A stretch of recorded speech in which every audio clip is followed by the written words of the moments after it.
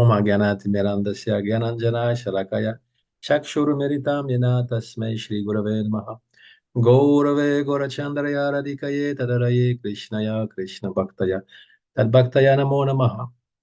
Alors, on m'a demandé la dernière fois l'origine du verset Aradio Bhagavan Vrajasha Tanaya Tattama Vrindavana Brahmya Kapchitu Upasana Vraja Vadu Vargenaya Kalpita, etc.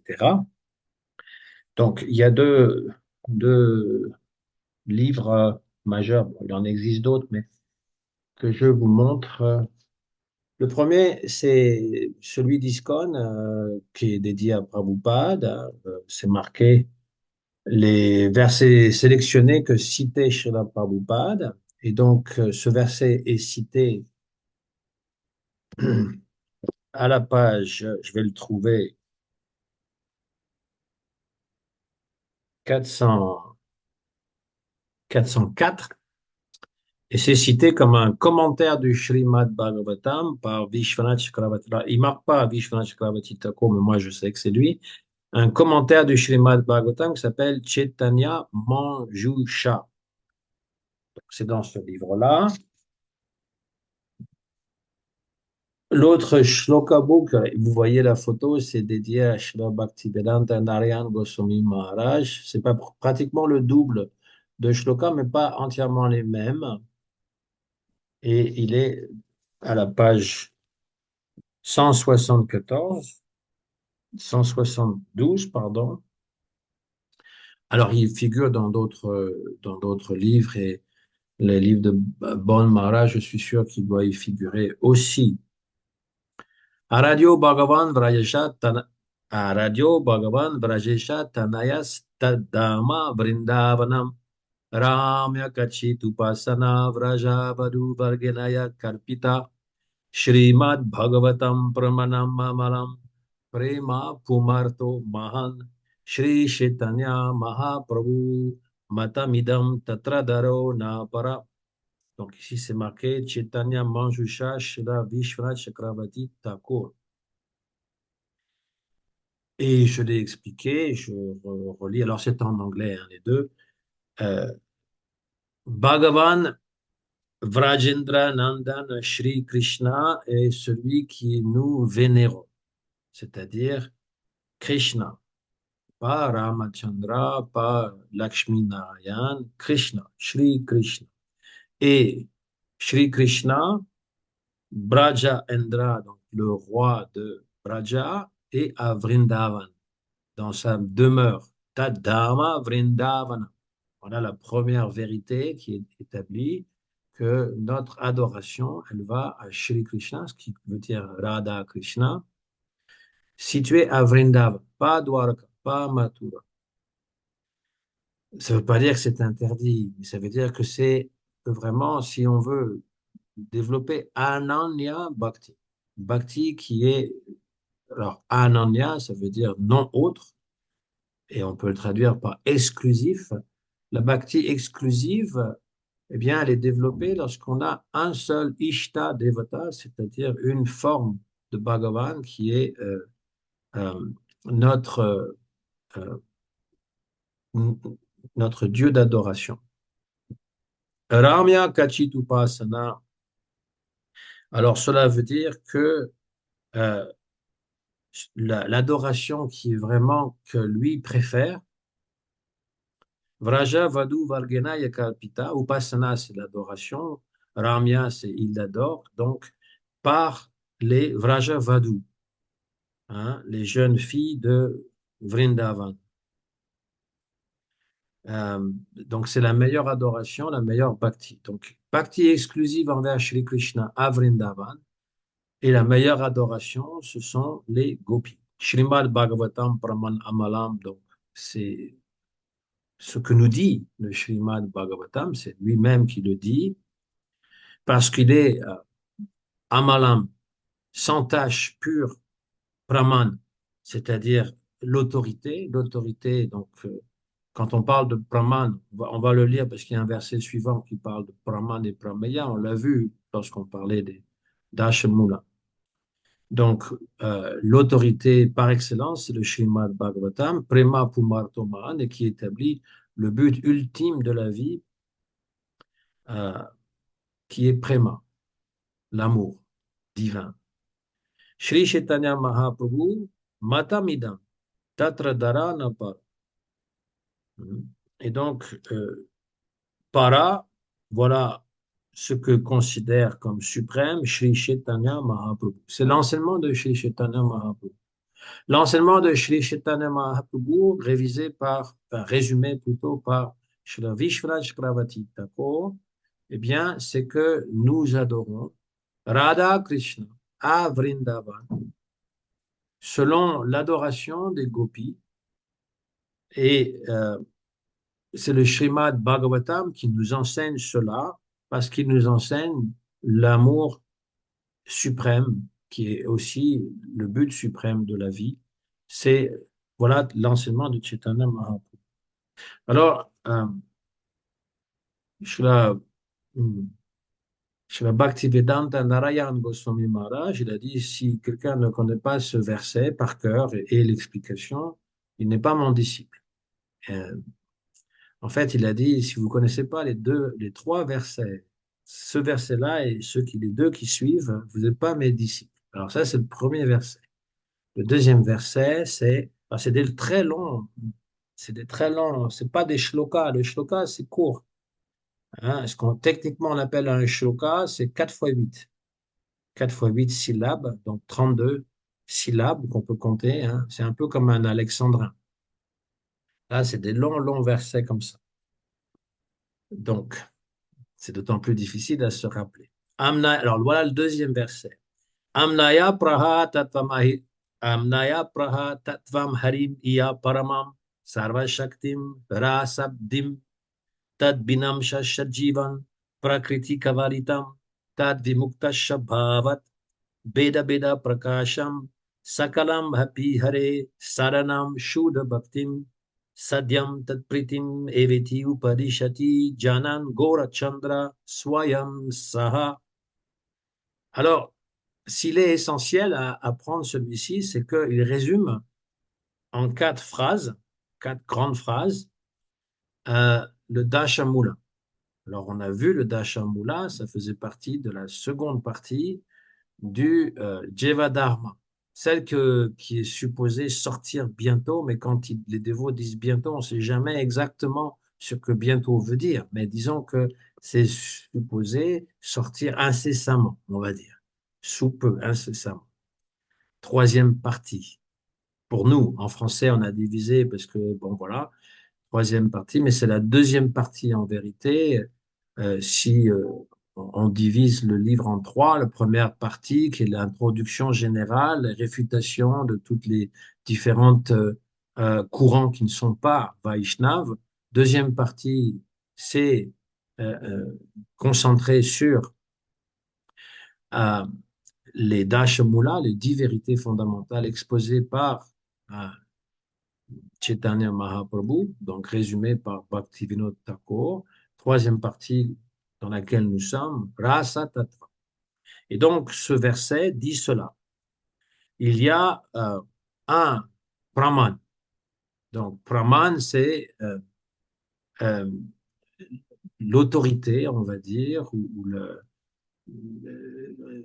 sur quoi repose notre connaissance. Hein. Il y a plusieurs façons d'obtenir la connaissance. La connaissance scientifique repose sur l'observation, sur les sens, pratyaksha, et sur l'autorité des savants, savants passés, Einstein, Newton, etc. Et donc voilà leur façon de obtenir la connaissance.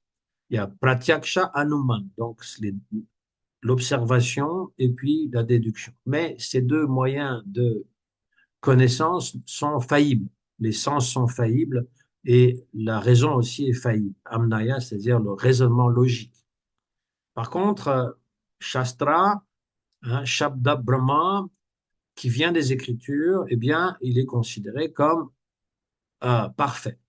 Ce que l'autorité. Alors, qu'est-ce que veut dire l'autorité scripturaire?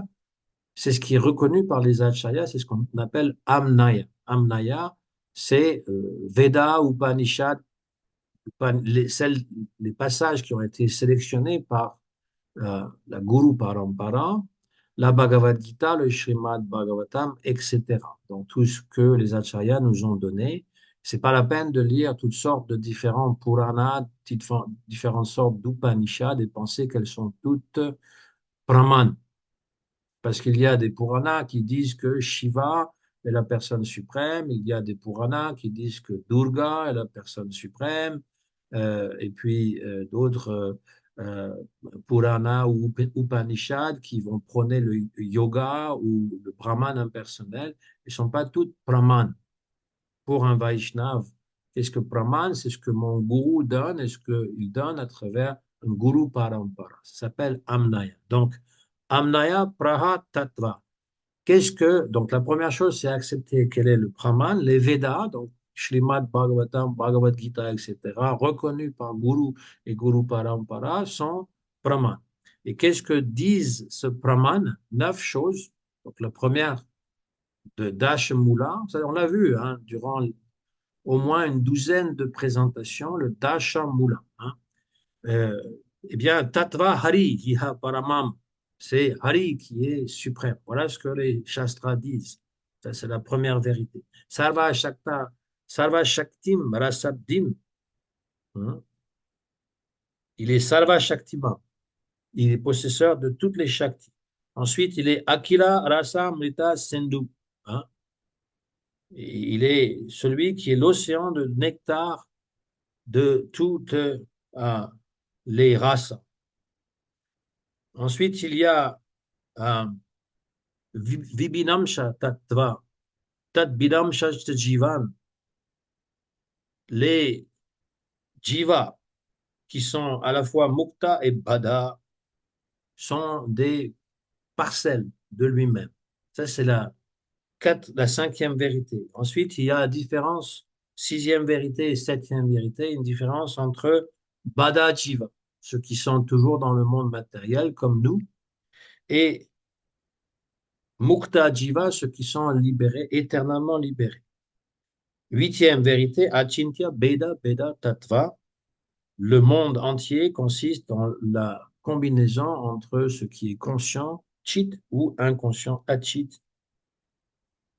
Ensuite, ça décrivait ce qu'on appelle le sambandha, relation. Ces 8 premières vérités décrivaient le sambandha. À partir de Shuddha Bhakti, Abhideya, la dévotion pure est la seule pratique, sadhana. Et là, Srila Bhaktivinoda Thakur a parlé de la différence entre Vedi Bhakti et Raganuga Bhakti. On a vu ce qu'était Raganuga Bhakti.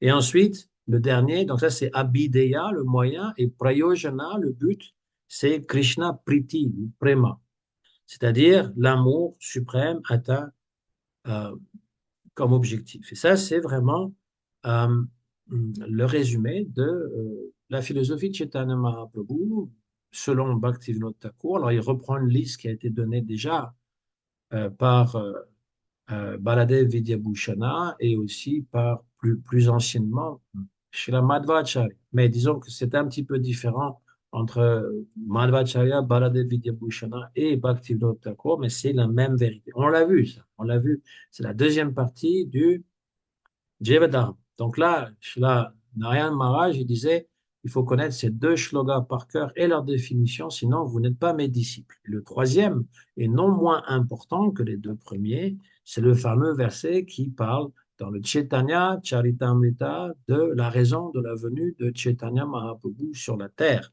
Anarpita charim chirat karunaya vartina kalo samarpayitu monatoshvara rasam swabhakti shriyam Hari Purata Sundara Dyuti Kadamba Sandipita Sadaridaya Kandare Spurativa Sachinandana.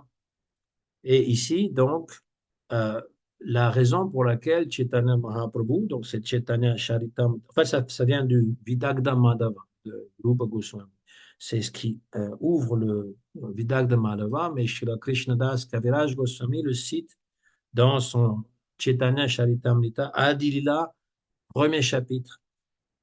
Quatrième verset, donc ça vient pratiquement au début du Chaitanya Charitamrita, hein. Et donc, si je fais une traduction maison, là, spontanée, le Seigneur suprême, qui est connu comme le fils de Shachi Devi et qui est toujours situé dans notre cœur, il resplendit avec la brillance comme de l'or en fusion. Il est apparu dans l'âge de Kali par sa miséricorde immotivée afin de donner ce qu'aucune autre incarnation n'a donné auparavant, à savoir la, euh, le plus sublime et intime service dévotionnel, au service de dévotion, Madhurya Rasa.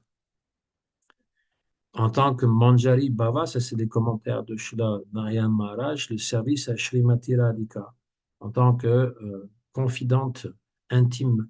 Et donc ici, Unato Jwara Rasam Swa Bhakti Shriyam, il y a donc Swa Bhakti Shriyam, qui veut dire soit ça appartient à lui-même, c'est Srimati Radhika, et donc Unato Jwara, euh, c'est l'amour conjugal. Unato Jwara, c'est l'amour conjugal, donc c'est comme Madhurya Rasa, soit Bhakti Shriyam, celle de la propre, la sienne, Srimati Radhika. Il est venu pour expérimenter l'amour que Radhika avait pour lui-même, Krishna, et il est venu pour le distribuer. C'est pour ça que dans Gaudiya Math, vous avez toujours Chaitanya Mahaprabhu qui a une main en haut comme ça et une main en bas comme ça. D'en haut, hein, c'est Bon Maharaj qui explique ça comme ça. D'en haut, il vient prendre la miséricorde de Krishna et pour lui-même, il prend la miséricorde qui est donc intimement Srimati Radharani, c'est la personnification de la bhakti, et de l'autre main, il vient donner aux âmes conditionnées cette miséricorde. Donc il est venu pour établir soit Bhakti Shriyam, ce que Srila Narayan Maharaj traduit par euh, Manjari Bhava. Voilà. Donc, il y a des personnes qui trouvent que c'est tout à fait inapproprié de dire ces choses, et pourtant, c'est ce que nous enseignent les acharyas. Donc, j'ai parlé la dernière fois, j'ai évoqué le Gopi Bhava. Qu'est-ce que voulait dire Gopi Bhava pour les Goswamis de Vrindavan? Et bon, je vous ai cité un des passages de Goswami Ashtakam de Srinivas Acharya, hein, où il est dit que les Goswamis étaient absorbés jour et nuit dans le Gopi Bhava, et que partout où ils allaient, ils récitaient He Radhe, He Brajadeviki, He Nanda Sutta Puto, He Radhe, Brajadeviki, Shalalite, où est Radha, où est Lalita, où est Vishaka, et ils allaient partout, ils cherchent en Krishna à Vrindavan, partout, absorbés dans le Gopi Bhava, hein. Et beaucoup de chants de Sri Narottam Das Thakur et de Bhaktivinoda Thakur font état de la même demande. Ici, un chant qui est très connu, y compris dans ISKCON, c'est Radha Krishna Pranamor de Narottam Das Thakur. Radha Krishna Pranamor Yugara Kishora Jivena Marane Gati Aranai Moro. Donc le couple divin, Sri Radha Krishna, sont ma vie et mon âme. Et dans la vie et dans la mort, je n'ai pas d'autre refuge que cela. Kalindira Kule Kali Kadambera Vana Ratana Vedira Upar Bosodo Dujana. Sur la rivière, près de la rivière Yamuna, sur le rivage, dans un bosquet Kadamba qui est réservé pour les divertissements amoureux. Je vais les servir tous les deux, alors qu'ils sont assis sur un trône fait de pierres précieuses. Shyama Gori Ange Diba Shandanera Ganda Chamara Dulaba Kaberiba Mukachandra. Je vais mettre sur leur corps de la pulpe de bois de santal et je vais les éventer avec un chamara, avec euh, ce- comme un chasse-mouche hein, qu'on appelle.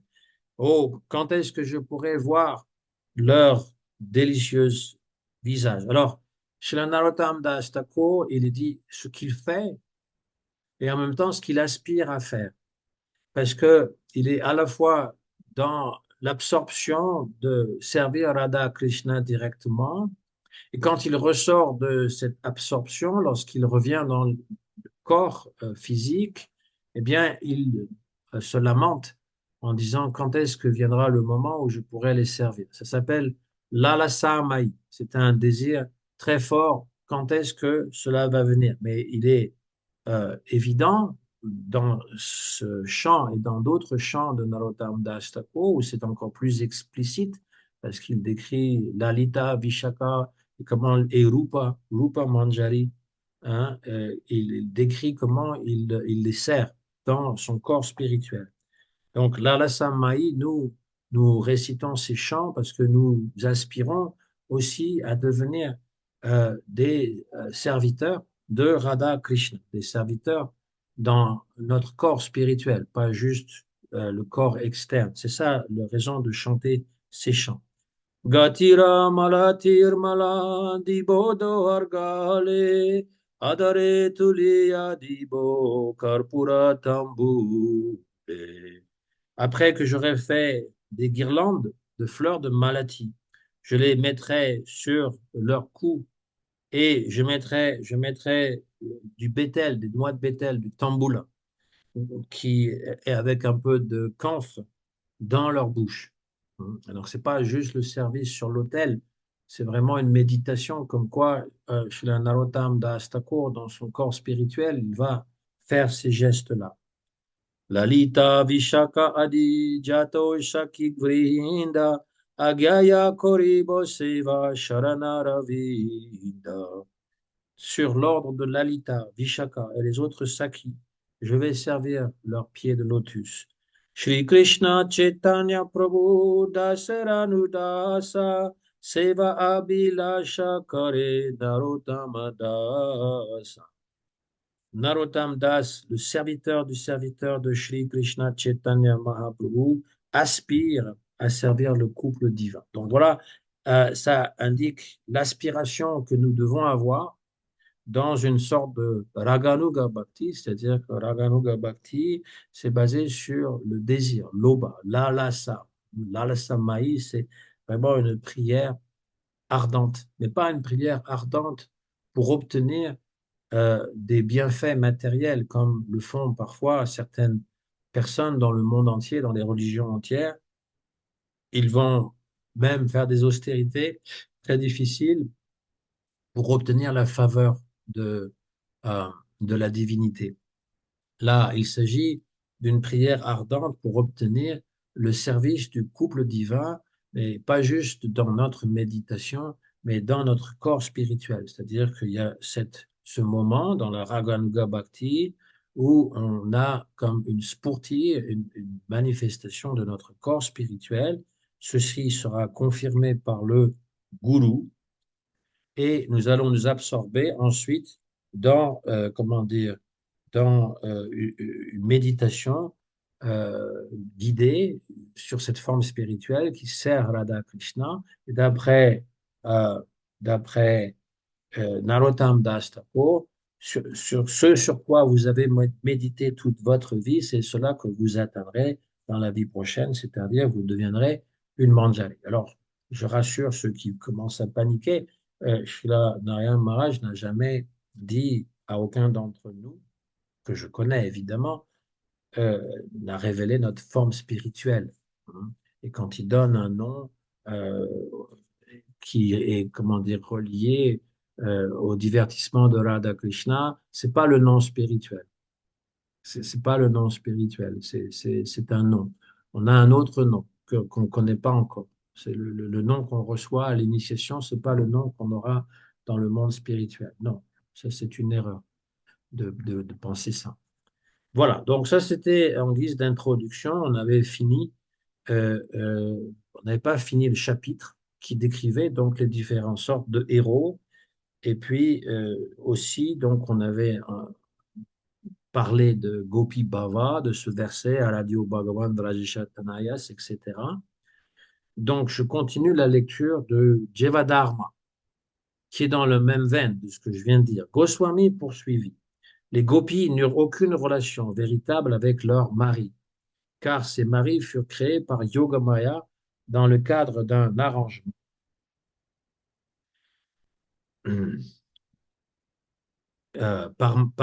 Donc un arrangement illusoire. Yogamaya, c'est une illusion transcendantale, c'est pas une illusion euh, magique que Mahamaya dans ce monde matériel.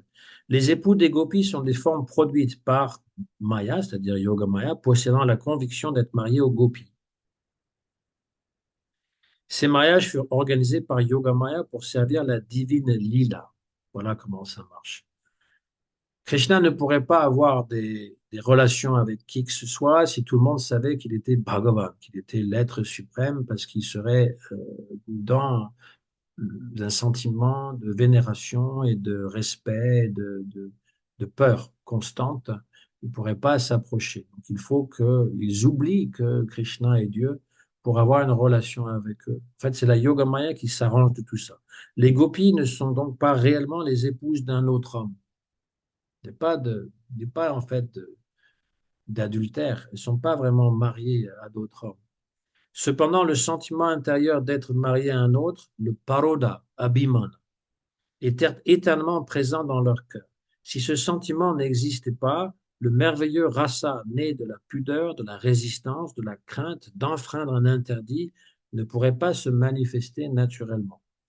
Sans ce bhava, nul ne peut devenir une héroïne.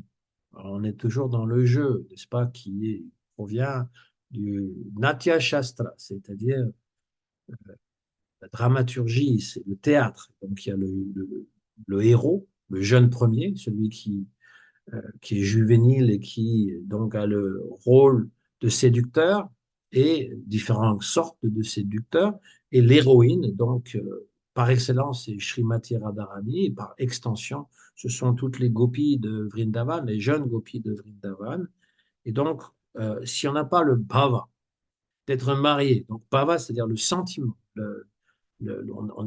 pense réellement qu'on est marié à un autre homme, on ne peut pas devenir l'héroïne dans le rasa de Vraja. Je rappelle encore une fois aussi que ce n'est pas notre destinée que de devenir une gopi qui danse avec Krishna.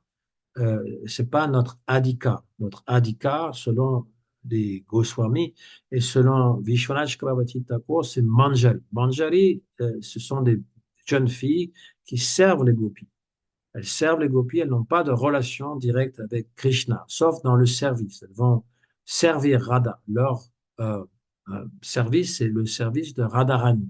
Et elles s'arrangent pour que Radha rencontre Krishna. Voilà le rôle des Manjari. Elles sont parfaitement satisfaites comme cela. L'exemple contraire est donné par Lakshmi de Vaikunta. Son amour, bien qu'immense, reste limité par le cadre du Swakiya Rasa, c'est-à-dire marié, de l'amour légitime. Elle ne peut jamais briser ce lien. Elle ne peut pas. Elle ne peut pas simplement parce que c'est dans sa constitution, eh bien, elle est l'épouse de Narayan. Alors, bien sûr, toutes les avatars, elle est toujours là. Avec Krishna, Shrimati Radharani n'est pas une expansion de Lakshmi Devi, mais c'est le contraire. Lakshmi Devi est son expansion. Mais par miséricorde, Krishna, il garde Lakshmi sur sa poitrine. Il a donc des signes distinctifs, quelques traits qui s'appellent donc le Shri qui est sur sa poitrine, n'est-ce pas? C'est Lakshmi Devi qui est toujours avec lui. Ça, c'est pour. Mais elle peut pas, en tant que Lakshmi Devi, sous la forme de Lakshmi Devi, aller dans la danse rasa et danser avec Krishna, avec les gopis ou encore toute seule avec Krishna. Voilà, c'est ça, le rasa. Vijay Kumara, comment peut-on savoir que l'on est marié à un autre? Voilà, en tant que Manjari, Goswami, en se souvenant intérieurement, je suis une jeune fille née dans une maison de bouvier à Vraja. Le moment venu, j'ai été marié à un jeune Gopa particulier. Quand cette conviction devient ferme, le désir intense, loba, de jouir de la compagnie de Krishna s'éveille puissamment. Quand on a la conception d'être une femme mariée, sans enfant, appartenant à la communauté bouvière de Vraja, on appelle cela le Gopi Bhava. Mais dans cette idée que finalement, ben voilà, je suis une jeune fille qui est née à Vrindavan et j'entends la flûte de Krishna. Donc, si je suis une gopi qui est attirée par Krishna, je suis dans ce euh, rasa-là. Sinon, eh bien, en tant que Manjari, je vais être attiré par Srimati Radharani. Vijaya Kumara. Mais comment un homme peut-il développer une telle conception? Ah, c'est une bonne idée, ça, c'est une bonne question. Parce que pour pour une femme, c'est pas tellement difficile de méditer sur sa forme de manjari ou sa forme de gopi. Elle a qu'à s'imaginer plus jeune quand elle avait entre 10 et 14 ans. Mais pour un homme, évidemment, c'est quand même compliqué, n'est-ce pas? Si on commence à méditer de façon artificielle, c'est-à-dire non guidé par une personne expérimentée, eh bien, on va développer du désir pour des jeunes filles de 10 ans à 14 ans. On va devenir pervers. C'est ce que nous, c'est toujours ce que euh, ils nous mettent en garde dans les acharyas, de ce genre de choses. Alors, la question est pertinente, hein. Comment un homme peut-il développer? On parle de développement, on ne parle pas de forcer une telle conception. Goswami, écoutez bien la réponse. Par l'influence de la nature produite par Maya, un être se considère comme un homme. Dans sa nature spirituelle pure, cependant, le jiva est féminin par essence, sauf pour ceux qui manifestent une forme masculine en tant qu'associé direct de Krishna. Bien qu'il n'y ait pas de distinction de sexe dans les formes spirituelles, certains êtres obtiennent la qualification d'être femmes de Vraja en raison de leur nature spirituelle, et de leur conception ferme qu'il en est ainsi. Ceux qui ont en eux le désir du Madhurya Rasa sont qualifiés pour devenir les femmes de Vraja. Selon ce désir entretenu, Ruchi, un désir intense, un goût, et la pratique continue, Sadhana, on manifestera la forme spirituelle correspondante, Siddha Deha, donc le corps spirituel. Vijay Kumara, quelle est la gloire de la femme mariée à un autre homme? Goswami, lorsque les femmes de Vraja, mariées à un autre, désirent se réunir avec Krishna, elles sont mues par la beauté d'un préma d'une splendeur inégalée. La douceur de leur rasa dépasse même celle des déesses de l'énergie divine dirigées par Lakshmi Devi. Vijay Kumara, Prabhu, quels sont les types de gopi Mari? Goswami, il en existe trois types de parodha. Parodha, ça veut dire femme mariée à un autre homme. La première, celle dont la condition découle de la pratique spirituelle, c'est sadhana para. La deuxième, les gopis d'origine céleste, les devis. Et la troisième, les bien-aimés éternels, nitya priya. Vijay Kumar, quels sont les différents types de sadhana para? C'est-à-dire ceux qui sont devenus donc parfaites ou des gopis grâce à leur sadhana. Goswami. Le mot sadhana signifie discipline spirituelle. Ce sont les âmes qui, par la méditation, le désir intense, l'obha et la pratique de la raganuga bhakti, ont obtenu naissance dans la lila comme des gopis. Les sadhana para sont de deux sortes, celles qui vivent en groupe, yotika, et celles qui méditent individuellement, ayotiki. Donc yotiki et ayotiki. Vijay Kumar, qui sont les yotiki? Goswami, les femmes. Yotiki sont celles qui, ayant pratiqué en groupe dans une vie passée, sont ensuite nées à Vraja. On en recense deux types. Un, les rishis de Dandakaranya, et deux, les Upanishads personnifiés. Vijay Kumara. Qui sont les sages qui prirent naissance à Vraja? Goswami. Il s'agit des sages du Dandakaranya, la forêt de Dandakara. Dans une vie antérieure, ils aperçurent Shri Ram, Ramachandra dans la forêt lorsqu'il était exilé, et ils furent fascinés par sa beauté, et ils désirèrent une union mystique avec lui en tant qu'épouse. Alors, Ram, il leur annonça, mais ça c'est mental, rien ne fut dit verbalement. C'est juste que lorsqu'ils ont vu la beauté de Ram, ils ont développé un amour conjugal pour lui en pensée. Et Ram, qui devine leur pensée, leur a répondu que dans cette vie, eh bien, il a fait le vœu d'une seule femme, Ekavrata Patni, mais dans la vie suivante, en tant que Krishna, leur désir sera exaucé, car ils vont devenir des gopis à Vraja. Donc, parce qu'ils ont eu ce désir en pensée, il leur a donné la possibilité de devenir des gopis. Méditant ardemment sur l'objet de leur désir, ils atteignirent finalement le bhava des gopis à Vraja. Certains obtinrent la perfection lors de la Rasa Lila.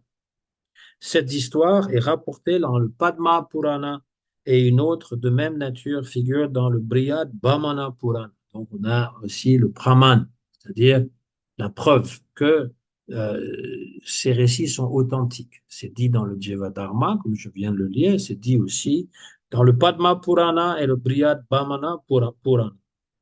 Vijay Kumara, comment les Upanishads prirent-elles naissance en tant que gopis à Vraja? Goswami, les Upanishads qui enseignent la plus haute connaissance. Alors, les Upanishads, c'est ce qui vient en dernier de la Shruti. Il y a Shruti et Smriti dans la tradition des livres de l'Inde. On a donc ce qui vient des Védas, les 4 Védas, les 4 Samhitas des Védas, Rik, Yajur, Rik, Sama, Yajur et Atharva Veda. Et on a les Brahmanas qui expliquent les Védas et on a les Aranyaka qui sont les écrits de la forêt qui expliquent les Brahmanas qui sont surtout axés sur l'explication du sacrifice. Et finalement, en dernier lieu, eh bien, on a les Upanishads. Les Upanishads qui sont appelés aussi Vedanta parce qu'ils sont à la fin du Veda et le Vedanta Sutra résume toutes les Upanishads dans de courts aphorismes. Voilà pour la Shruti, donc les Upanishads qui enseignent la plus haute connaissance, la connaissance sur le Brahman, furent frappés d'émerveillement en voyant la félicité incomparable des gopis. Les Upanishads sont aussi personnifiés. Ce sont des enseignements entre des gourous et des disciples qui ont été donc consignés par écrit, mais aussi elles sont personnifiées comme des personnes. Et donc, et des personnes de type féminin qui ont été atterrées par la félicité incomparable des gopis. Après avoir pratiqué des austérités avec une foi ardente, elles naquirent à Vraja en tant que jeunes bergères. Ce thème est évoqué dans la Gopal Tapani Upanishad, qui dit les Upanishads, voyant la félicité des gopis, aspirèrent à la même fortune et prirent naissance à Vraja pour servir Krishna. Donc voilà, les Upanishads, c'est quand même une conception assez incroyable de dire que les écrits sacrés, les plus importants de la révélation, donc parce qu'on appelle Shruti aussi révélation, Smriti par tradition, eh bien, sont devenus des gopis à Vrindavan par leur désir, leur ardent désir d'être des gopis. Vijay Kumara, qui sont les Ayotiki? Goswami, ce sont des dévots solitaires absorbés dans la Raganuga Sadhana. Les Ayotiki se divisent en 2 sous-groupes, les anciennes, Purva, et les récentes, Apara.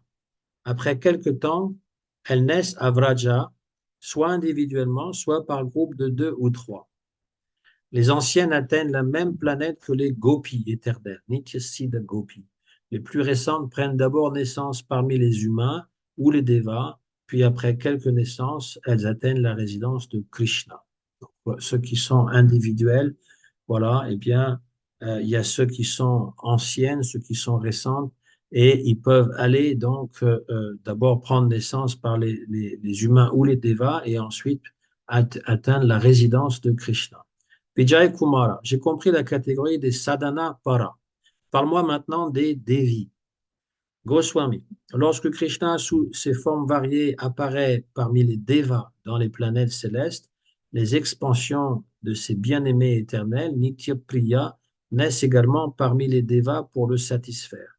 Ensuite, lorsque Krishna descend sur la terre à Gokula, dans sa forme complète, ces expansions célestes apparaissent alors à Vraja sous forme de jeunes bergères, les gopis, devenant les chères compagnes Priya Saki de ses bien-aimés. Vijay Kumara, à quel moment Krishna prit-il naissance comme Amsha parmi les Devas, euh, comme un avatar? Krishna Goswami, Krishna prit naissance comme Bhamanadev dans le sein d'Aditi sous la forme d'une expansion partielle, Amsha. Il y a aussi de nombreux dévots qui sont des expansions séparées, Vibhinamsha. On a parlé de Vibhinamsha tout à l'heure, les jivas, hein, ils sont à la fois euh, attachés à Krishna et séparés, et ils sont Vibhinamsha, non pas Amsha, mais Vibhinamsha, c'est un mot qui vient de Srimadvacharya, qui veut dire qu'on est des particules infinitésimales, très petites. Donc là, ici, Brahma et Shiva sont euh, formés, euh, ils sont tous formés à partir de la mère divine. Brahma et Shiva ne sont pas compris parmi les jivas, bien qu'ils possèdent 50 qualités ordinaires en degrés limités. Ils sont néanmoins considérés comme des binamsha. Donc, ils ont cinq, euh, ils ont 50 qualités des jivas et puis 5 de plus, hein. Ces deux déités possèdent ces 50 qualités en plus grande mesure et en outre 5 qualités qui leur sont propres, hein. Ils sont donc, ils ont la connaissance universelle, ils peuvent accorder la perfection aux autres. Ils ont toutes sortes d'autres qualités qu'on n'a pas. Je ne sais pas ici les cinq, mais c'est déjà donné dans les 64 qualités de Shri Krishna. 50 appartiennent au Jiva euh, et 55 appartiennent donc à des Devatas comme Brahma et Shiva, hein, éternellement jeunes, Sarva Shakti, ils ont tous les puissances, etc. Cinq autres appartiennent à Narayan, qui en a 60, que de lui viennent tous les avatars, il a créé le monde, etc. Et 64, les quatre dernières, qui appartiennent, donc il a 64 qualités en tout, il a toutes les 60 premières, plus les quatre dernières, qui sont donc des Madhuri, Rupa Madhuri, sa beauté extraordinaire, Venu Madhuri, le chant de sa flûte, Prema Madhuri, le prema qu'il peut donner, Lila Madhuri, les divertissements. Voilà ce qui qualifie Shri Krishna. Voilà, donc 55 qualités pour Brahma et Shiva, son Vibhinamsha. Ainsi, on les appelle les dévots principaux. Ganesh et Surya sont adorés dans la même catégorie que Brahma. Les autres dévots sont comptés parmi les Jivas. Tous les dévots sont des Vibhinamsha de Krishna et leurs épouses également sont des Vibhinamsha. Avant l'apparition terrestre de Krishna, Brahma ordonna à ses dévots de prendre naissance dans le monde afin de préparer et de servir sa lila. Selon leur goût, ruchi et leur pratique, sadhana, certains naquirent à Vraja, d'autres dans des villes. Les dévots qui prirent naissance à Vraja devinrent les Pranasaki ou les Nitya Priyasaki, les compagnes éternelles et confidentes de Krishna. On a ça au début du 10e chant, dans le premier chapitre ou deuxième chapitre, où Krishna dit à Brahma et aux Devatas qu'ils vont prendre naissance donc avec lui dans le monde euh, terrestre. Les Upanishads, emplis du désir d'atteindre Krishna, prirent également naissance à Vraja en tant que gopi. En vérité, d'autres déesses présidant aux différentes parties du Veda prirent naissance à Vraja dans le même dessein. Dans la section Shrishtikanda du Padma Purana, il est aussi expliqué que Gayatri, la mère des Védas, devint une gopi et obtint Krishna. À partir de ce moment, elle prit la forme de Kama Gayatri. Vijaya Kumara. Mais Prabhu, Kama Gayatri n'est-elle pas éternelle? Goswami, oui, Kama Gayatri est sans commencement, Anadi. La Gayatri originelle, qui est de la même réalité, s'est manifestée sous un autre aspect. D'abord, lors de la création, elle apparut comme Gayatri, et puis, plus tard, voyant la chance suprême des Upanishads, elle prit naissance à Vraja par la force de sa sadhana, en compagnie de la Gopal Tapani Upanishad et autres écritures sacrées. Bien qu'éternelle sous la forme de Kama Gayatri, elle demeure aussi séparément et éternellement sous la forme incorporelle de Gayatri, la mère des Védas. Goswami. En fait, alors il poursuit. En fait, toutes les Upanishads prirent naissance à Vraja et assumant la conception intérieure d'être des bergères, elles acceptèrent Krishna comme leur époux. Krishna devint leur mari selon la coutume du mariage Gandharva, c'est-à-dire une union par le seul consentement du cœur. Donc, je rappelle que la coutume Gandharva, c'est l'échange de guirlandes entre l'époux et l'épouse, et il n'y a pas de prêtre ou il n'y a pas de témoin. Vijay Kumara, j'ai compris.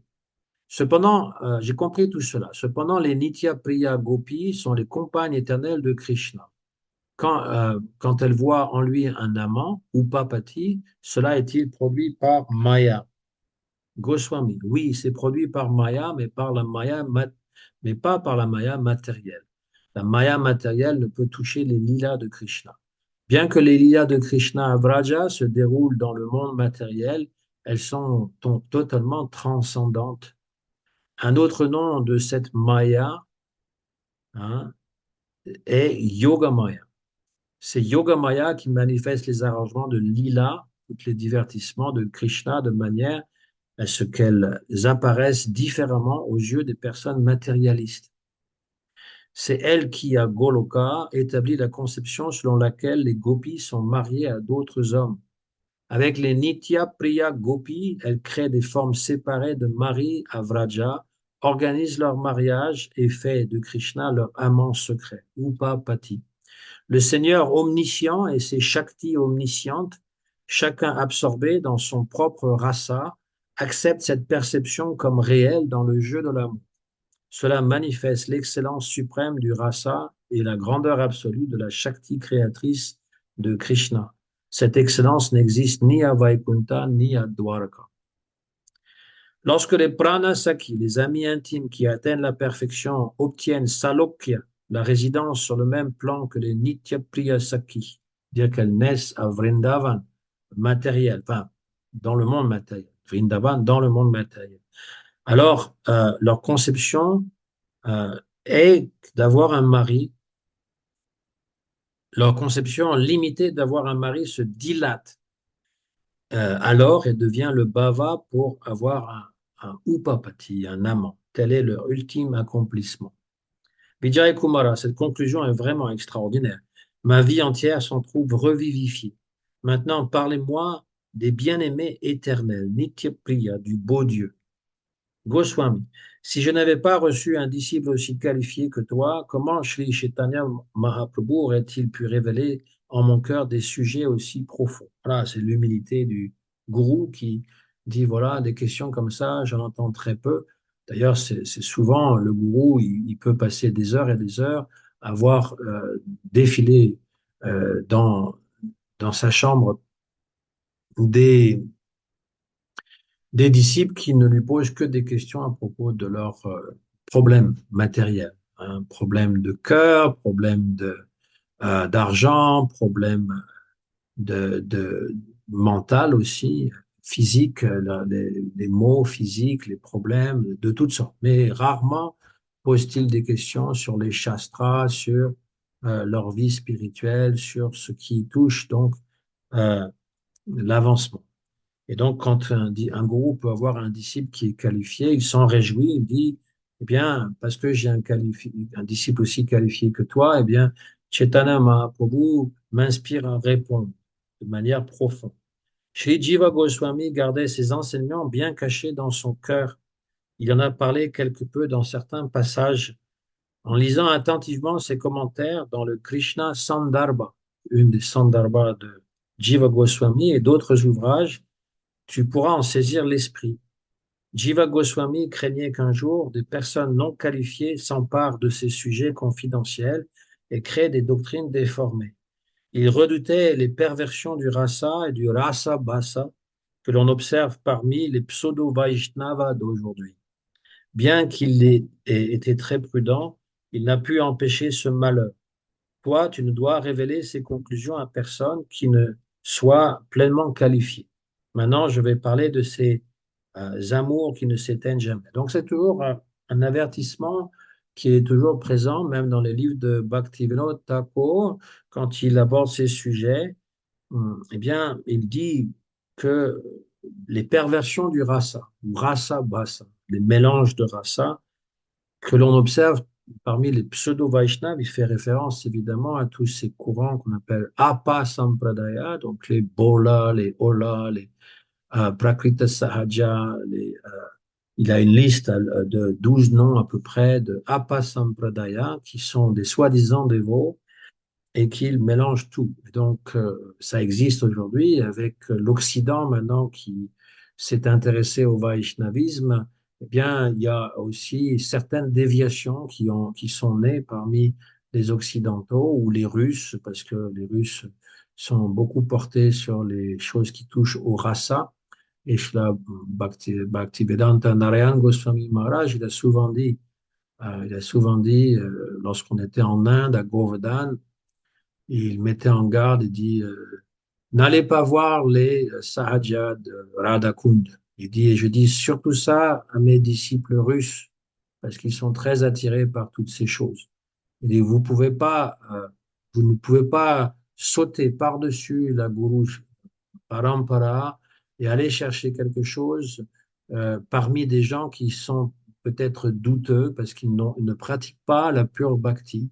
C'est des mélanges, on va dire. Et donc, au lieu d'obtenir rasa, vous allez aller à Rasatala. Rasatala, c'est une planète infernale. C'est pareil quand Prabhupada était là en 1976.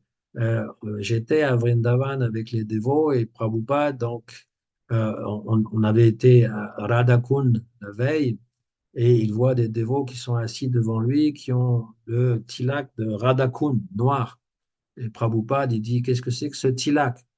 Et donc, il y a un sannyasi qui explique à Prabhupada, on est allé à Radhakund, et donc voilà, on s'est mis ce tilak voilà.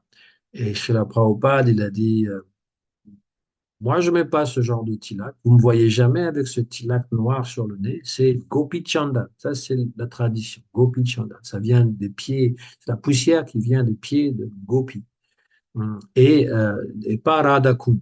Il dit, en fait, vous n'êtes pas allé à Radhakund, vous êtes allé à Narakakund, c'est-à-dire, c'est un jeu de mots donc sur Radha, qui est l'objet de notre adoration, et Narak, qui est l'enfer. Vous êtes allé à l'endroit de l'enfer, parce que vous ne respectez pas le Radhakund, vous prenez ça comme une piscine et vous plongez dedans et vous nagez. C'est vrai, moi aussi j'ai même nagé dans le Radhakund, mais bon, qu'est-ce que je savais à l'époque, hein? Il dit, mon maître spirituel ne s'est jamais trempé dans l'eau du Radhakund, chez la Bhaktisiddhanta Sarasvati Goswami. Thakur, Prabhupada, il mettait sa main dans l'eau du Radhakund, il mettait quelques gouttes sur sa tête. Il n'a jamais même voulu résider à Radhakund, hein, même s'il y avait un bhajan kutir qui a été construit pour son père. Alors, les dévots, qui sont toujours très simples, ils ont compris que Prabhupada leur interdisait d'aller à Radhakund et de euh, prendre de l'eau de Radhakund, de se tremper dans Radhakund. C'est pas ce que Prabhupada a dit. Il a dit qu'il fallait respecter ce que la Guru Parampara nous a donné. Donc il y a des pseudo-Vaishnavas. Oui, ça existe, ça existera toujours. Et à mesure que l'âge de Kali avance, et que, eh bien, il y en aura de plus en plus. Et la pure bhakti sera de plus en plus difficile à trouver. Chacun dira qu'il a la pure bhakti, mais c'est dans son comportement et dans sa façon de parler qu'on va voir si vraiment il a de la bhakti ou non, ou si c'est une imitation. Alors, il y a beaucoup de gens qui sont très agressifs, hein. Je veux dire, même quand je parle de cette façon-là, ils peuvent devenir très agressifs. et dire que moi et comment dire, mes amis qui suivons donc Narayana Maharaj, nous sommes aussi des imitateurs et des personnes inauthentiques parce qu'ils sont animés par une colère et par une haine contre Narayana Maharaj qui pense que ce Vaishnav n'est pas un vrai Vaishnav. Et ça, c'est, c'est très dommage. C'est très dommage de penser de cette manière-là, parce que il n'y a absolument rien dans le comportement de Narayana Maharaj, ni dans sa façon de parler, qui va à l'encontre de ce que les Goswamis de Vrindavan nous ont enseigné, de ce que tous les gourous nous ont enseigné. C'est juste qu'il va beaucoup plus profondément et qu'il prend le risque de livrer des choses qui normalement ne se livrent pas, se livrent simplement à des gens qui sont vraiment arrivés à ce stade. Et là, quand je parle, évidemment, je m'adresse à toutes sortes de gens qui n'ont pas nécessairement les qualités requises pour écouter, mais c'est un risque à prendre. La prédication est toujours un risque, même la prédication sur ce genre de sujet. Et ce que je veux encore dire, c'est que je suis toujours en train de lire le Jivadharma. C'est Srila Bhaktivinoda Thakur qui l'a écrit. Et la dernière partie n'est pas interdite, elle est simplement beaucoup plus difficile à comprendre parce qu'il l'a fait, il a fermé avec un verrou. Euh, Seuls ceux qui ont la clé peuvent l'ouvrir. Voilà. Vijay Kumara, j'ai hâte de vous entendre sur ce sujet. Bien que j'ai lu de nombreux livres, je désire entendre cela de la bouche de mon bienheureux Gurudev. Goswami. Radha et Chandravali sont les principales Nitya Priya, les chéris bien-aimés du Seigneur Avraja. Comme Krishna, elles sont le refuge éternel de la beauté, de la grâce et de toutes les qualités divines. Elles sont décrites ainsi dans la Brahma Samhita. Ananda Shinmaya Ras Pratibhavitabis Tabirya Eva Nija Rupataya Kalabi Golokaeva Nivasatya Kiratma Bhutto Govindam Adipurusham Tamaham Bhajami. Je rends hommage au Seigneur suprême Govinda qui, bien qu'il voit tous les habitants de Goloka comme son propre soi, réside exclusivement avec les jeunes gopis qui sont les incarnations même du Madhurya Rasa. Il les accepte comme ses compagnes éternelles et elles répondent à son affection conjugale. Dans cette déclaration de Brahma, qui est l'essence même des Védas, les Nitya Priya sont mentionnées. Elles sont éternelles, c'est-à-dire des manifestations de la Chit Shakti au-delà du temps et de l'espace. Les 64 arts sont leurs jeux et leurs ornements. Le mot Kalabi dans ce verset peut désigner soit les Shaktis, soit les expansions personnelles, Swamsha, de Krishna. J'ai adopté ici la signification de Sri Swarup Damodar Goswami. C'est un sujet extrêmement profond, un trésor gardé dans les cœurs de Rupa, Sanatan et Jiva Goswami. Vijay Kumara, j'aimerais connaître les noms de ces belles du Seigneur. Goswami, certains textes védiques mentionnent les noms de Radha, Chandravali, Vishaka, Lalita, Shyama, Padma, Shebya, Badrika, Tara, Vishitra, Gopali, Danishta et Palika. Un autre nom de Chandravali est Somata et Srimati Radhika est aussi appelée Gandharva, parfois Gandharvika. D'autres gopis sont également mentionnés. Kanjanakshi, Manorama, Mangala, Vimala, Lila, Krishna, Shari, Visharada, Taravali, Shakoka, Rakshi, Shankari et Kumkuma sont également célébrés à Vraja. Vijay Kumara, comment sont-elles reliées les unes aux autres? Goswami, elles sont toutes des chefs de groupe Yuteshwari. Il y a des centaines et des centaines de groupes de gopis et dans chaque groupe des centaines de milliers de gopis. Les chefs de groupe sont toutes celles mentionnées depuis Radha jusqu'à Kumkuma, à l'exception de Vishaka, Lalita, Padma et Shebya. Vijay Kumara, Lalita, Vishaka, Padma et Shebya sont des gopis principales et elles sont particulièrement habiles à nourrir les jeux de Krishna. Pourquoi ne sont-elles pas clairement désignées comme chefs de groupe? Goswami, elles en ont bien la qualification car elles possèdent toutes les vertus nécessaires.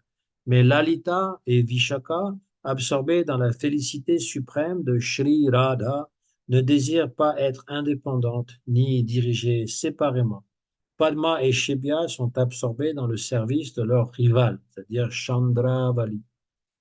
Ainsi, certaines gopis principales suivent Radha et d'autres suivent Chandravali. Vijay Kumara, j'ai entendu dire que Lalita a des suivantes. Goswami, oui, Radha est la plus éminente de toutes les chefs de groupe. Certaines gopis de son groupe, selon leur affinité pour son bhava particulier, sont connues comme suivantes de Lalita, d'autres comme suivantes de Vishaka. Les 8 principales amies Saki de Radharani sont parfois comptées comme chefs, parfois comme suivantes selon le contexte. Par une immense bonne fortune, on peut entrer parmi les suivantes de Lalita. Dans ISKCON, à Sridham Mayapur, eh bien, sur l'autel principal, il y a Radha Krishna, Radha Madhava, entouré par les 8 Sakis. Donc Lalita, Vishaka de chaque côté, les 8 Sakis principales. Vijay Kumara, Prabhu, dans quelle écriture tous les noms des gopis sont-ils mentionnés? Goswami. Leurs noms apparaissent dans le Padma Purana, le Skanda Purana, le Brahma Vivarta Purana et l'Uttarakhanda du Bhavishya Purana. Beaucoup de noms sont aussi mentionnés dans le Sattvata Tantra. Vijay Kumara, le Srimad Bhagavatam est le plus grand joyau de toutes les écritures du monde. Ce serait un bonheur suprême si tous ces noms y figuraient. Goswami. Bien que le Bhagavatam soit une écriture de tattva, c'est-à-dire avec des vérités, il est aussi un océan de rasa. Du point de vue des rasika bhakta, ceux qui goûtent l'essence du divin, tout le rasa tattva est contenu dans le Srimad Bhagavatam. Le nom de Radha et le bhava de toutes les gopis sont présents de manière voilée. Si l'on médite attentivement sur les versets du 10e chant, on peut tout y découvrir. Shukadev Goswami les a exprimés de façon cachée afin de les préserver des personnes non qualifiées. Ô Vijay, si l'on confie des perles spirituelles ou des enseignements confidentiels à quelqu'un qui n'est pas prêt, quel en serait le résultat? Jésus disait, si vous, on ne jette pas des perles aux cochons. Les cochons, ils vont juste manger la perle, ils ne vont pas respecter la perle. Le lecteur averti comprend les sujets secrets dans la mesure de son propre avancement spirituel. Ainsi, il est sage de parler de manière voilée pour que ces sujets ne soient pas révélés à tous. Chacun saisit les thèmes pour lesquels il est qualifié. On ne peut comprendre la vaste réalité du tattva qu'à travers la lignée de la Guru Parampara. Si l'on comprend autrement, cela reste sans effet.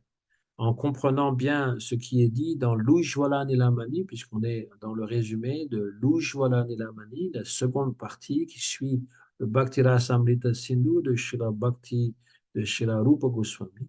Si on lit ce qui est dans l'Ujjvala Nilamani, tous les rasas du Srimad Bhagavatam te seront révélés. Comme cet entretien s'était quelque peu prolongé, la séance prit fin pour ce jour-là. Vijay Kumara, méditant sur le sujet du rasa, concernant le héros et l'héroïne du monde spirituel, quitta les lieux en ressentant une grande félicité à l'intérieur de lui. Contemplant la flûte comme la messagère personnelle de Krishna, il se mit à verser d'abondantes larmes. Bhagavati Braj Bhumi, la déesse de Vraja, s'éveilla alors en son cœur et le fit danser de joie. Les lilas qu'il avait contemplés la nuit précédente en se rendant à Sundarachara, c'est-à-dire à Jagannath Puri, se levèrent dans son esprit avec une clarté vivante. Voilà pour la fin de ce chapitre. Ce chapitre, il faut que je marque, je pense, ce chapitre 32. Alors, maintenant, s'il y a des questions, s'il y a des commentaires, c'est le moment. Allez-y. C'était juste pour nous remercier, te remercier de nous avoir chanté cette belle chanson Ouais, merci. et de l'avoir bien interprétée. Ah bah, j'ai lu le commentaire, Ouais. j'ai lu la traduction. Tu la chantes souvent. Ok, merci. D'accord. Mais tu la C'était connaissais? c'était une question. C'était une question pour savoir si tu l'as chanté souvent, cette chanson. Alors, pas souvent, mais oui, on la chante oui, de temps en temps. Mais je me rappelle que dans ISKCON, on la chantait aussi, hein. Ouais, moi, je la connaissais pas. Ah oui, Non. mais elle est dans le livre des chants chant Vaishnav, hein, Comment? Ouais, dans je vais essayer. ISKCON. Elle figure, hein, Ouais, ouais. avec Rupa Goswami, Rupa Manjari aussi. Shri Rupa Manjari Pada. Ça aussi, c'est un chant de Shri Narottam Das Thakur aussi. Donc ça, c'était vraiment, j'en reparlerai, mais c'était vraiment surprenant quand on était jeune dévot de dire, mais pourquoi Rupa Manjari? Qu'est-ce que ça veut dire? Ouais. Et c'est un chant, le chant préféré de Shri Bhakti Rachak Dev Goswami Maharaj aussi. Ah, ouais. Ouais, Mais je pense que magnifique. c'est le chant que Prabhupada a demandé que Srila Bhakti Pramod Puri Goswami lui chante à la fin de sa vie, hein. Ah ouais?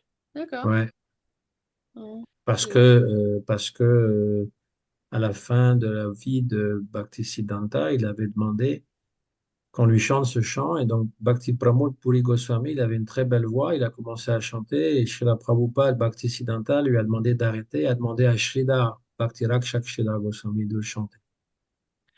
Et donc, Euh, quand Puri Maharaj était près de Prabhupada, il lui a dit, tu n'as pas pu chanter ce chant pour mon Gurudev, mais maintenant tu peux le faire. Mhm. oh, magnifique. Ouais. Et donc, il a chanté, je pense que c'est enregistré, hein, d'ailleurs. Mhm. Ouais. Ouais, ouais. J'ai j'ai entendu Param Gurudev le chanter, oui. C'est sur YouTube. C'est sur YouTube. Mais j'irai voir si Bhakti Puri Maharaj il a été enregistré comme ça. Je sais pas. On verra. On va voir. Ouais. Donc Radha Krishna Pranamur, oui, c'est un beau chant. Ouais. Mhm. Pour les apprendre, c'est bien de les avoir enregistrés en plus. Oui, alors ça existe aussi, ça, hein. Il y a Oui, oui, sur YouTube ça, aussi. ça a été fait, je veux dire, tous les chants. Ça, c'est le livre de chants en Oui, anglais. La plupart des chants, je veux dire, il y en a beaucoup, hein. Donc oui, on chante souvent des bhajans qui sont de Bhaktivinoda Thakur, Narottam Das Thakur et compagnie. Euh, voilà. Et tous les matins, eh bien, on récite d'abord Samsara Dhavanala Lila Loka. Ensuite, c'est les versets que composait Srila Bhakti Rakshak Sridhar Goswami Maharaj à son Gurudev, Suvana. Voilà, Pranamami Sada Prabhupada Paramati Kaumala Kanchana Dirga Tanum Tanu Nindita Ema Pranaramadam Madanarbhuta Bandita Chandra Padam Pranamami Sada. Donc il y a au moins 10 versets là-dessus. Oui. Et ensuite, après, on chante un verset à Radha Krishna qui est pour le Nishanta Lila, donc, qui est composé par Srila Bhakti Pragyan Keshava Goswami Maharaj, donc, qui décrit donc, comment Radha Krishna ils vont s'éveiller, et qu'ils vont juste après Nishanta, et que voilà. Et ensuite, il y a Vibhavari Shesha Loka Pravesha Nidrachari Utaji Viva Bolo Hari Hari Mukunda Murari Rama Krishna Hayagriva. Et voilà ce qu'on chante, mais Srila Bhakti Vibhud Bodhayam Maharaj, il nous a montré un autre chant qui est de Bhaktivinoda Thakur à la place de celui de Bhakti Pragyan Keshava Goswami, où il est question aussi de Radha Krishna, Lalita, Vishaka. Enfin, c'est un très beau chant aussi. Mhm. Donc, Gaudiya Math, il chante tous ces chants-là tous les matins. Donc, ça déjà, et après, on chante pour tout la Parikram Mhm. en récitant les sites, les sites de Vrindavan. Jai Radhe, Jai Krishna, Jai Vrindavan, Shri Govinda Gopinath, Madana Mohan. Voilà. Et moi, après, je chante pour Nrishingadev, parce que j'ai une mortie Nrishingadev, donc je chante pour lui. Mais voilà, ça, c'est tous les matins. Mhm. Et l'après-midi, bon, voilà, je veux dire, en fin de soirée, donc c'est le euh, Sandhya Artik, donc Kiba Jayo, et puis suivi de l'autre. Il y a d'abord pour Chaitanya, puis après pour Radha Krishna, aussi de Bhaktivinoda Thakur. Et Jai Jai Radha Krishna Voilà, Yugalamila. voilà, c'est ça. Voilà. Ouais. Donc, on est vraiment dans cet esprit de Gauranga avec ses associés et puis Radha Krishna. Donc, c'est son objet d'adoration, etc. Mm. Il est Radha sous la forme de Krishna, Radha qui aspire à rencontrer Krishna. Mm.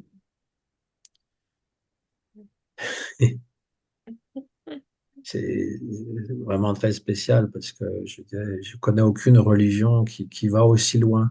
Non, On a déjà beaucoup dans les tattvas de comprendre qu'on n'est pas ce corps, qu'on n'appartient pas à ce monde matériel, et puis qu'il y a un Brahma Jyoti, un Brahman, un personnel, et qu'au-delà, il y a les Vaikunta et Goloka. C'est déjà beaucoup, hein. ouais. Alors, aller encore plus loin pour aller comprendre, je veux dire, les relations, je veux dire, entre Radha et Krishna et comment Chaitanya Mahaprabhu a voulu goûter à ces rasas, Mm. c'est sans précédent, quoi. Je Ouais. comprends qu'il y a même des gens qui sont pas capables d'aller aussi loin dans la compréhension et dans l'acceptation. Ça leur donne le vertige, le tournis, etc. Quand on le cultive régulièrement, c'est pour ça qu'on ne pratique pas Raganuga Bhakti, mais on aspire à la Raganuga Bhakti parce qu'on apprécie ces choses. On apprécie, on aime chanter pour Radha Krishna et réciter ces versets. Et puis, comme je disais, à Radio Bhagavan Brajashatana, connaître ces versets aussi, les réciter régulièrement pour se mettre en mémoire toujours quelle est la mission de Chaitanya Mahaprabhu. J'ai une belle image ici à côté de moi aussi. Là, il est sannyasi, mais il a aussi une main en l'air, une main en bas. Voilà. Chaitanya Mahaprabhu. Gopi Bhava. Moi, j'avais une question, enfin, je suis désolée, ça va casser un peu l'ambiance. C'est par rapport, j'ai envie de rester là-dedans moi aussi, hein. Mais j'entends deux choses par rapport à Brahma et le fait qu'il soit, et Shiva, qu'il soit des divas ou pas.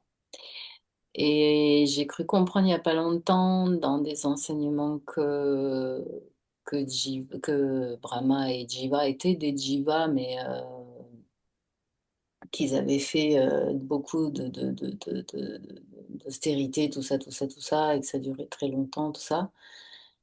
Donc, et là, il est dit le contraire. Alors, du coup, enfin, ou est-ce que j'ai mal compris? Est-ce que tu peux Non, m'éclairer? il n'est pas dit le contraire. Là, j'ai parlé que c'était des jivas. Alors après, Shiva est un peu particulier. Brahma est souvent un jiva et c'est un jiva, c'est le jiva le plus avancé dans le monde matériel puisqu'il est à la première position parmi les dieux et qu'il a la chance de voir les incarnations. La dernière incarnation, Barahadev, il n'y a pas longtemps, là, une semaine, il est sorti de son nez et a commencé à grandir dans l'univers, etc. Et après, il y a Nrishingadev, et puis il y a tous, Vamanadev, et puis Krishna finalement. Il a même une relation particulière avec Krishna quand il vole les petits veaux et les petits Oui, oui, oui. gopas. Et donc, voilà, Brahma, il est aussi Adi Guru. Lui qui écrit la Brahma Samhita, il est donc le gourou originel de notre Sampradaya, Brahma Gaudiya Madhva Sampradaya. Euh, Brahma Madhva Gaudiya Sampradaya. Pour Shiva, c'est encore plus particulier parce que Shiva, il peut être un jiva. Donc, il dit que si, par exemple, on veut devenir Brahma, si on peut suivre le Varna Ashram parfaitement, sans faire une seule faute pendant 100 vies consécutives, par Ouais, exemple, être Brahmachari sans jamais casser son vœu pendant 100 vies consécutives, on peut devenir Brahma. ouais. Si on multiplie ça par 100, on peut devenir Shiva. Et D'accord. Shiva, c'est le Shiva qui contrôle, c'est Rudra plutôt. Rudra Oui. qui contrôle le mode de l'ignorance, pas Sadashiva. Sadashiva, c'est encore à part. Sadashiva, il n'est pas Jiva Tattva. Sadashiva, il n'est pas différent de Mahavishnu. La Mm. différence, c'est qu'il a un lien avec Durga, qui est la nature matérielle. C'est à travers Sadashiva que le monde vraiment est créé. Mm. Mahavishnu jette un regard sur l'univers matériel et l'active ou l'imprègne de Jiva. Mais en fait, c'est l'activité de Shiva il est dit dans le regard de Mahavishnu, Regarde. il y a cette Shakti qui s'appelle Shambhu. Et ce Mm. Shambhu, c'est Sadashiva. Sadashiva qui est situé donc aussi au-delà de ce monde matériel. Il y a un lieu où il peut accueillir les âmes libérées. C'est ça. Donc celui-ci, il n'est pas Jiva Tattva. Ouais. Le Shiva qui médite à Kailash, c'est un Shiva qui n'est pas Jiva Tattva. Mm. Ok. Celui qui détruit l'univers peut être incarné par un Jiva. Alors Shiva est vraiment très particulier, Oui, c'est un c'est tattva un peu complexe. compliqué, Ouais. complexe, et il est aussi Gopishwara Mahadev, il est Oui. Kameshwara Mahadev, il est Mm. Chakraleshwara Mahadev, il protège le Dhamma, il Ouais. protège la Rasa Lila, Rasali. protège Govardhan, et donc il a aussi une relation presque madhurya avec Krishna. Mm. Mm. C'est lui qui va aussi réciter à sa femme Parvati les Ashtakali Yalila. Donc, il y a plusieurs Shiva.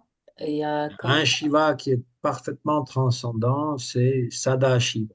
Ok. Et Donc, lui il y a, qui est au monde matériel, hein, c'est celui qui est oui, avec oui. Parvati, là, sur le petit hôtel, là, le petit, sur notre carte qu'on a. Et puis il y a le Shiva qui détruit le monde, qui est Rudra, Rudra. Rudraya, Rudraya, Om Namah Shivaya. Oui, je l'ai chanté avec Shri Tatata. Mhm. Oui, bon, mais en fait, bon, là, Shivratri, c'est dans une semaine. Ah, ben tiens. Gurudev, il jeûnait hein, pour Shivratri, même à un âge très avancé, Mm. toute la journée. Mm. Après, nous, on jeûne, bah, c'est recommandé jusqu'à midi, hein, Ouais. voilà. Mais on peut réciter les noms de Shiva. Yeah. Mm. Hara Hara Mahadev, Shiva, Jai Shiva, Shambhu Shambho. Mahadev. Mm. Ok. Mais on se rappelle toujours que Shiva, il est toujours lié à Krishna. Il n'y a Ouais. pas de différence non plus entre Hari et Hara. Il s'appelle Hara Mm. et Vishnu et Hari. Donc à Navadvip, il y a un temple de Harihara, Mm. moitié Shiva, moitié Vishnu. Hein? Oh, Oh. ok. Et donc, il n'y a qu'un Brahma, il n'y a pas... Dans l'univers matériel, il y a plusieurs Brahmas. Chaque univers a son Brahma. Ouais, C'est le chef de l'univers entier. C'est notre gourou aussi originel. le premier être créé. Il est même pas créé, en fait. Oui, Enfin, je veux dire, il est le seul à pas avoir de père et de mère. oui. Swayambhu, créé de lui-même. Ok. Enfin, il sort de Vishnu. C'est Vishnu Oui, qui on sort tous de Vishnu. c'est On ça. est dans Vishnu, on est imprégné dans la nature matérielle. Voilà. Mm, mm, Et on retourne. À la fin de la vie de Brahma, tout le monde retourne dans Vishnu. ok, mm. Et donc après, mais on sort tous de Vishnu. C'est pas Brahma après qui crée les êtres, quoi, parce qu'il y a cette... Brahma, il va créer les corps. Il Ah va oui, créer les corps la des êtres matière. vivants. Alors, il y a deux créations. Il y a une création prime. Ça, c'est ce que je suis en train d'expliquer dans le Srimad Bhagavatam, troisième Ah, chant. On est rendu là. faut Et que... Virat Donc, quoi? si tu écoutes ça, la dernière présentation, elle parlait exactement de ça, Ah, comment Brahma, c'est la création secondaire.